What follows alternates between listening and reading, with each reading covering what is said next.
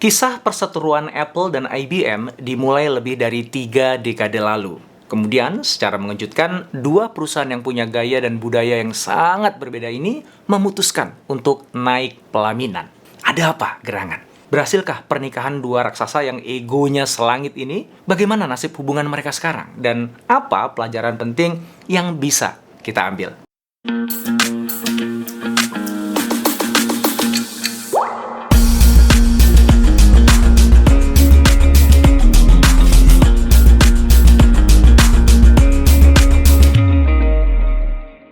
Kita akan mulai dengan mengenal bagaimana Apple dan IBM bermula, kemudian menukik untuk membongkar kisah rivalitas sengit dari kedua brand besar itu, hingga mengulik kisah pernikahan mereka yang tak terduga dan penuh dengan intrik. Terakhir, kita akan menerawang masa depan hubungan mereka dan menarik pelajaran penting dari kisah seru yang romantis ini. Apple didirikan oleh Steve Jobs dan Steve Wozniak di tahun 1976. Komputer pertama yang mereka jual itu hanyalah sebuah circuit board tanpa monitor dan keyboard bernama Apple I yang ternyata dapat tanggapan positif dari para komputer hobiis. 1 tahun kemudian, Apple meluncurkan Apple II yang memulai revolusi komputer pribadi. Itu adalah salah satu produk komputer mikro pertama yang diproduksi secara massal, lengkap dengan keyboard dan monitor tentu saja. Apple II dipromosikan sebagai komputer luar biasa untuk orang biasa, dan menjadi salah satu komputer pertama yang menampilkan layar berwarna. Sejak itu, pendapatan Apple tumbuh secara eksponensial, 2 kali lipat setiap 4 bulannya. Antara September 1977 dan September 1980, penjualan tahunan Apple tumbuh dari 775.000 US dollar menjadi 118 juta US dollar. Artinya, tingkat pertumbuhan tahunan Apple mencapai 533% secara rata-rata. Dan itu tentu saja menarik perhatian dari IBM. IBM atau International Business Machines didirikan 65 tahun sebelum Apple. Tepatnya pada tahun 1911 oleh Thomas J. Watson sebagai hasil penggabungan antara 3 perusahaan yang sukses membuat punch card tabulator. Nama IBM itu sendiri sebenarnya baru ada atau diresmikan pada tahun 1924. Dan saat Apple didirikan, IBM itu sudah jadi perusahaan raksasa yang sukses. IBM menjual komputer sistem dan mainframe untuk pemerintah, korporasi besar, hingga NASA, dan juga kampus-kampus besar. Pada saat itu, komputer itu masih sangat mahal ya, besar dan juga susah dioperasikan, sehingga nggak dibuat dan ditujukan untuk pengguna pribadi. Bahkan Thomas Watson Jr., presiden IBM di tahun 1943 itu pernah mengatakan, "Saya pikir ada pasar di dunia untuk sekitar 5 komputer saja." Melihat pasar baru komputer pribadi yang dipopulerkan oleh Apple, IBM pun ingin ikut menikmati kuenya. Maka pada tahun 1981, IBM meluncurkan IBM PC dengan menggunakan mikroprosesor Intel 16-bit dan sistem operasi yang disediakan oleh Microsoft. Apple yang merasa area permainannya disusupi oleh IBM, mengeluarkan iklan yang menyambut sekaligus menyentil IBM. "Selamat datang IBM." Seriously, begitu iklan itu berkata. Apple mengucapkan selamat datang ke IBM ke dalam pasar komputer pribadi yang sangat mengasihkan. Dan tentu saja khas Steve Jobs ya, sambil menyombongkan prestasi yang Apple telah capai di pasar yang baru itu. Iklan ini menandai awal persaingan sengit kedua perusahaan ini selama lebih dari 30 tahun. Kombinasi perangkat keras IBM, prosesor Intel, dan MS-DOS terbukti bisa mencuri pasar komputer pribadi dari Apple. Dan tentu saja pasar corporate yang Apple belum bisa masuki. Singkatnya, IBM PC bergerak cepat menjadi penguasa pasar. Sebagai respon, di tahun 1984, Apple mengeluarkan iklan TV ikonik yang disutradarai oleh sutradara terkenal Ridley Scott. Iklan ini merepresentasikan pandangan Apple terhadap IBM yang mencoba menjajah pasar dengan keseragaman yang tidak berjiwa, menurut Steve Jobs. Konsep iklannya mengacu pada novel karya George Orwell yang menggambarkan masa depan distopian yang diperintah oleh Big Brother yang disiarkan di televisi. Kemudian muncul pahlawan wanita yang mewakili kedatangan komputer pribadi Apple terbaru bernama Macintosh sebagai upaya untuk menyelamatkan umat manusia dari Big Brother. Macintosh adalah komputer pribadi komersil pertama yang menampilkan graphic user interface atau antarmuka pengguna berbasis grafis seperti yang kita kenal saat ini. Sayangnya, terlepas dari teknologi superior yang ditawarkan, penjualan Macintosh tidak sesuai harapan. Alasan utamanya adalah karena harganya terlalu tinggi untuk pasar konsumer.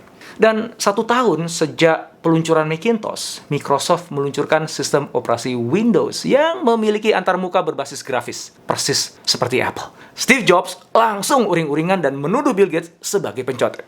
Di waktu yang sama, perseteruan internal antara Steve Jobs dan John Sculley, CEO Apple pada saat itu, semakin meruncing. Hingga kemudian berujung dengan dipecatnya Steve Jobs dari Apple di tahun 1985.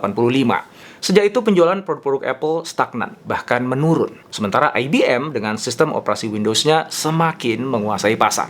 Sebagai upaya IBM untuk mendominasi pasar komputer pribadi, IBM meluncurkan iklan yang playful dengan menampilkan tokoh Charlie Chaplin. Kesan IBM sebagai produk kompleks yang membosankan untuk korporat ingin diganti dengan kesan produk yang lebih menyenangkan dan mudah digunakan. Intinya, IBM ingin mengatakan bahwa ia adalah Apple tapi lebih bisa diandalkan. Sebuah pukulan telak ke jantung Apple.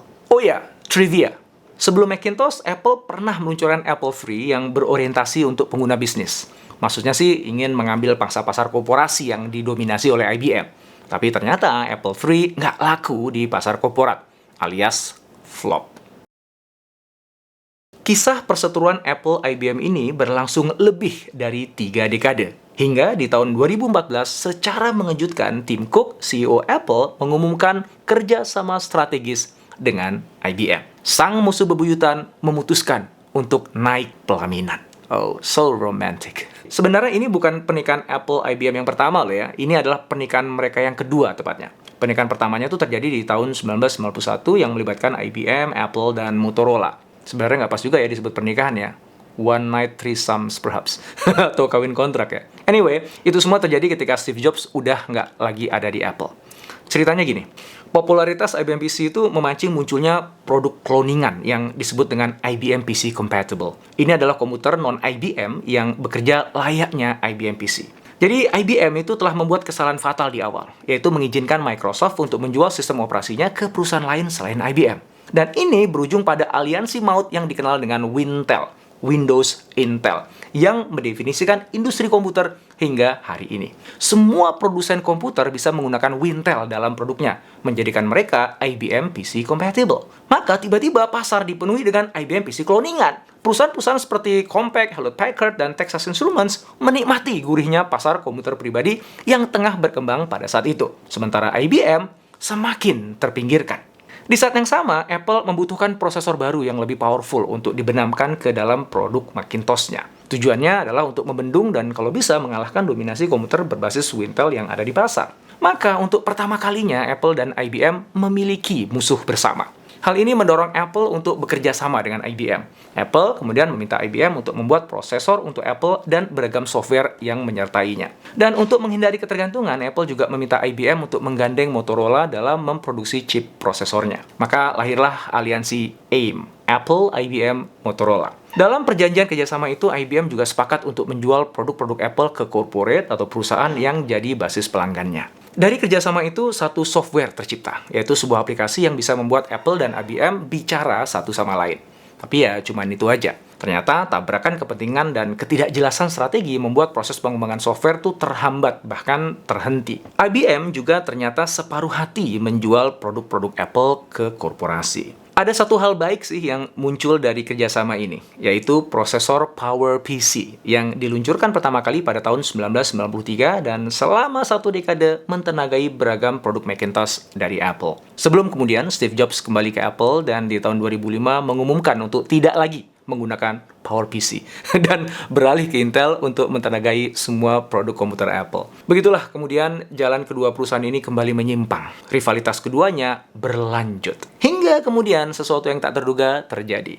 Tim Cook, CEO Apple yang baru di tahun 2014, mengumumkan kemitraan eksklusif dengan IBM. Kemitraan ini menggabungkan kekuatan dari Apple dan IBM untuk mengubah mobilitas perusahaan melalui aplikasi bisnis yang berkelas dengan menggabungkan kemampuan big data dan analitik dari IBM ke dalam iPhone dan iPad. Sebagai bagian dari perjanjian, IBM juga akan menjual iPhone dan iPad dengan solusi khusus industri kepada pelanggan bisnis di seluruh dunia. Solusi yang disebut dengan IBM Mobile First untuk iOS itu akan mencakup lebih dari 100 aplikasi khusus untuk setiap industri. Selain itu, IBM juga akan menjual perangkat bergerak Apple ke korporasi sekaligus memberikan layanan instalasi hingga perawatannya.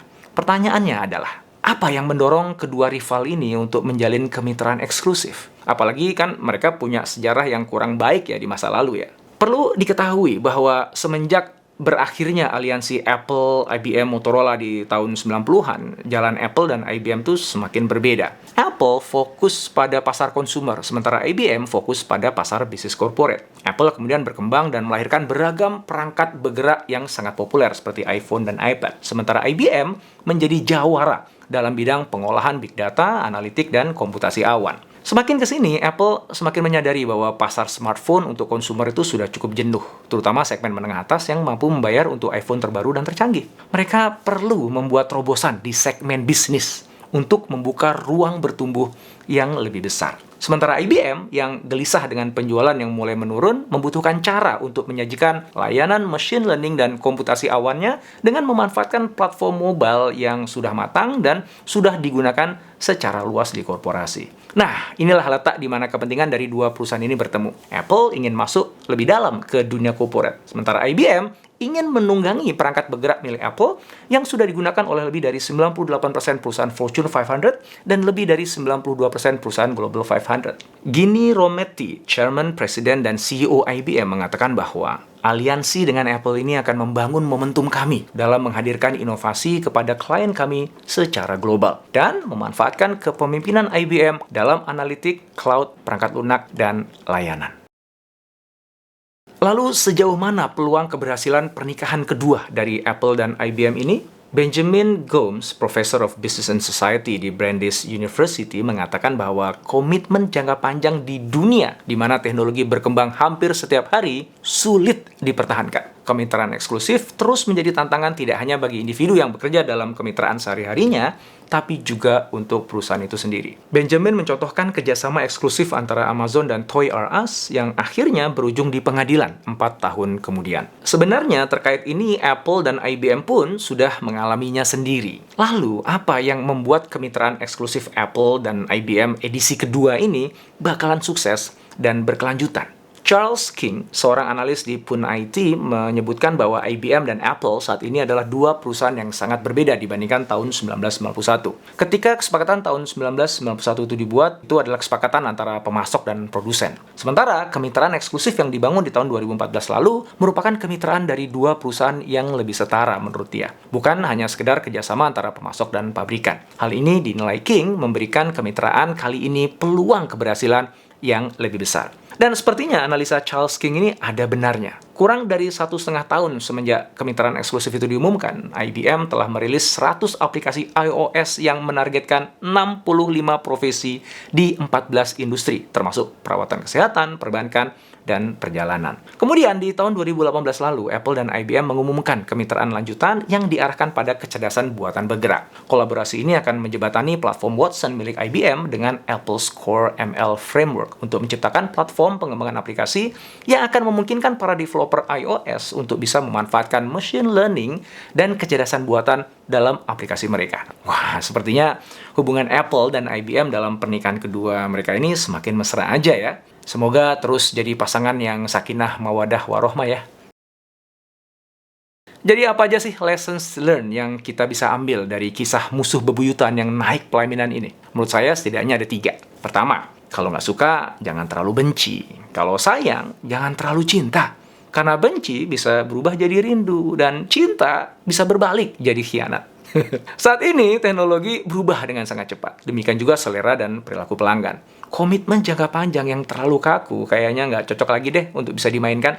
Kedua, kemitraan itu akan berpeluang lebih sukses jika pihak-pihak yang bermitra itu berada dalam posisi yang setara. Pernikahan yang langgeng itu kan terjadi ketika kedua mempelai memiliki keunggulan yang bisa saling melengkapi, bisa saling menutupi kelemahan dari pasangannya. Apalagi ketika keduanya bergerak menuju satu visi masa depan yang sama. Ketiga, aliansi AIM yang dilakukan Apple, IBM, dan Motorola di tahun 1991 itu kan terjadi sebagai respon reaktif atas hegemoni komputer berbasis Wintel yang semakin menakutkan. Sementara itu, kemitraan eksklusif Apple dan IBM di tahun 2014 lalu dipicu oleh keinginan kedua perusahaan ini untuk menangkap peluang melayani pasar korporat dengan lebih baik. Walaupun saat itu Google dan sistem operasi Android-nya tuh cukup bikin ketar-ketir, namun sepertinya bukan itu pemicu utama dari kerjasama ini. Kerjasama yang didasari pada keinginan untuk melayani pelanggan akan selalu menang di atas kerjasama yang digerakkan oleh rasa takut. Nah, bagaimana menurut Anda?